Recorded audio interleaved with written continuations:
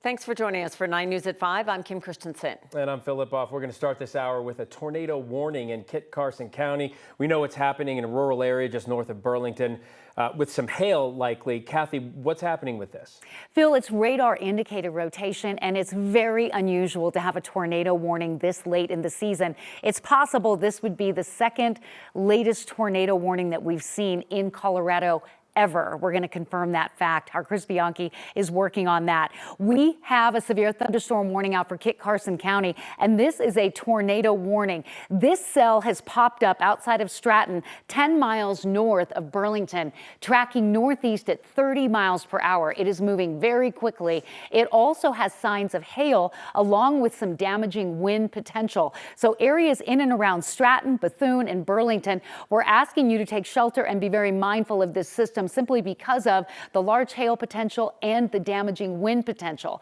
Again, spotters, people on the ground are not showing us pictures of funnels or an actual tornado. It is radar indicated rotation, but certainly at least one, possibly two hail signatures along that Highway 385 and Highway 36 mile marker there. So Stratton, Bethune, and Burlington, this cell is north of you by 10 miles, tracking northeast really quickly, but certainly the wind potential could be damaging to outbuildings, to roofs, and areas in and around Bethune and Burlington are also dealing with potential for heavy rain and hail. So this tornado warning out until 5:15 for Kit Carson County. The severe thunderstorm warning extends further north for another half hour. This along a line of storms that extends out into Nebraska on the backside of a low pressure system that's actually moving out of Colorado. The other big headline, the rain has stopped falling in the historic flooding scenario that we've seen.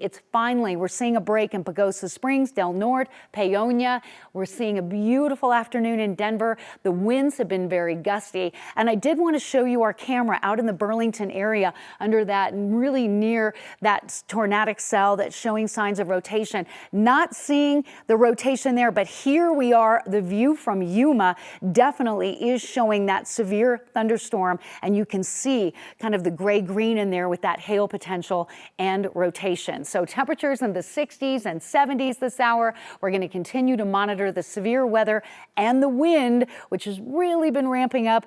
Details on that and a frost advisory tonight. All that is just ahead. Days after an innocent man was killed during a crazy police chase, the sheriff in Clear Creek County called it a failure of the justice system. He says the man they were chasing should have been locked up, but instead was given too many breaks. 9 News investigative reporter Jeremy Hahola shares more on this deadly chase from Tuesday and why the sheriff is blaming the suspect and the system. Yeah, today the friends and family of a 51-year-old man who was killed on Tuesday are grieving his loss as the sheriff and police in Clear Creek County explain why they pursued the suspect. Now, to catch you up on all of this, on Tuesday afternoon, Clear Creek deputies and police were chasing a 29-year-old man named Christopher Moore on the highways about 15 miles west of Denver. They say Moore was suspected of breaking into multiple cars. At one point on I-70, as Moore headed into the wrong direction, officers actually backed off on their chase. They say he then turned around and intentionally drove towards officers. They then deployed stop sticks and hit his tires, but he continued on Highway 6. Police then chased him again because they considered him dangerous to the public. Moore ended up crossing the center line and hitting another driver named Stephen Ainsworth, who was killed. Moore was killed in this crash too. We learned Moore has more than 20 arrests on his record and was never held for a parole violation when he was arrested again over the summer. This is a failed judicial system where somebody with a criminal rap sheet like this and being on parole, not have his parole revoked.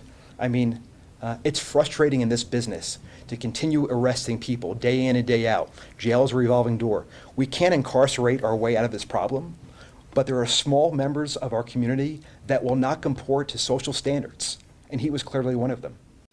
A woman who was with Moore survived the crash. We've also reached out to the Colorado Department of Corrections to find out why this man was never held for a parole violation over the summertime. In the meantime, we have learned Stephen Ainsworth was a well-liked man who was known as a poker player and owned his own rock hauling business. He was 51 years old. Kim, back to you. So many questions, and yet they can't bring back Stephen Ainsworth. You know, that's just devastating. No, All right. lots of questions about this pursuit. It was clear that investigators in the Sheriff's Department were defending their pursuit activity today, but we'll see what happens as an independent investigation concurs here. Absolutely. Thanks, Jeremy. Investigators believe the fire at a shopping center in Nederland last week was not intentionally set. We just learned that within the last 20 minutes. They're still trying to figure out, though, how that fire did get started. The area is still blocked off while the ATF and the Boulder County Sheriff's Office continue to investigate. The fire destroyed 18 businesses at the Caribou Village Shopping Center, and now people in town are focused on rebuilding and moving ahead. And while they figure out that, they have to worry about their next moves. They don't need to worry about their meals.